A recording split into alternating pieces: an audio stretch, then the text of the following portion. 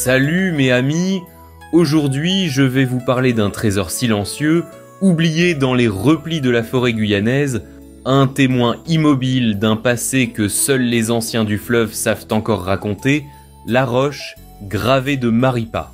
Ce bloc de pierre, situé non loin du saut Maripa sur le fleuve Oyapock, n'est pas une simple curiosité géologique. Il porte en lui la mémoire des peuples premiers, une mémoire gravée à même la pierre, résistante au temps, aux crues et à l'oubli. La roche gravée de Maripa se dresse au bord de l'eau, partiellement immergée lors des saisons de pluie, puis offerte au regard lorsque les eaux du fleuve baissent.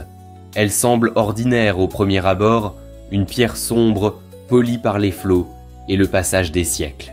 Mais en s'approchant, la surprise surgit. La surface est marquée, creusée, sculptée par la main de l'homme.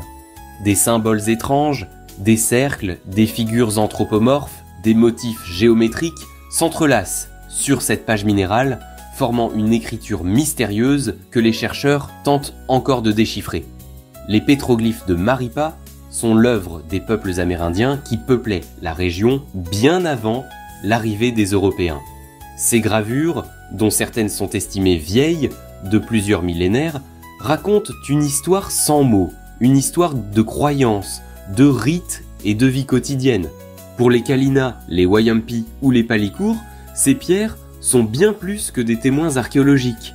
Elles sont des portes vers le monde des ancêtres, des points de contact entre le visible et l'invisible. Selon les traditions orales, la roche gravée de Maripa serait une pierre d'appel, un lieu où les anciens chamans invoquaient les esprits du fleuve et de la forêt. Chaque symbole aurait une signification précise, transmise de génération en génération.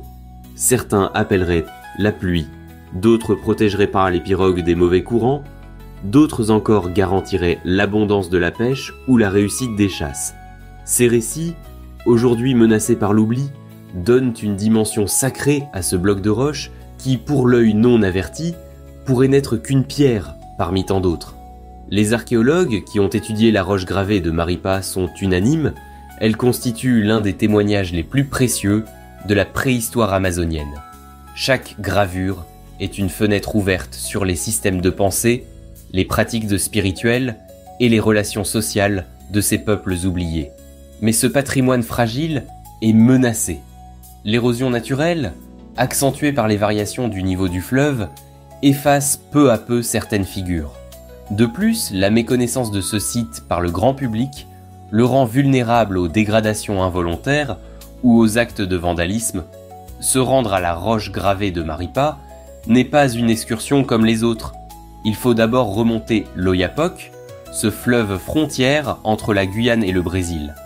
La pirogue glisse entre les rives bordées de mangroves et de forêts denses, croisant parfois une cabane de pêcheurs ou un carbet dissimulé dans la végétation. Puis, au détour d'un virage, elle accoste sur une plage discrète. De là, il faut marcher un peu, suivant un sentier tracé par le passage des habitants du fleuve, et soudain, elle est là. Massif sombre posé dans la lumière tremblante, la roche gravée apparaît. C'est un moment rare, presque solennel. Le silence de la forêt semble retenir son souffle. En posant la main sur cette pierre, chacun sent le poids du temps qui l'a traversée. Chaque symbole gravé est un message venu du fond des âges, une parole silencieuse qui n'attend qu'un regard pour exister à nouveau.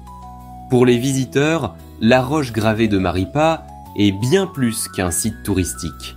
C'est une rencontre avec l'âme ancienne de la Guyane, une plongée dans l'intimité d'un peuple dont la voix subsiste à travers la pierre. C'est aussi une invitation à respecter, à préserver et à transmettre ce patrimoine unique afin que les générations futures puissent elles aussi poser leurs mains sur cette roche et entendre, dans le murmure du fleuve, l'écho des anciens. Demain, nous continuerons notre voyage au cœur des trésors guyanais avec une destination pleine de puissance et de beauté, les chutes Voltaire.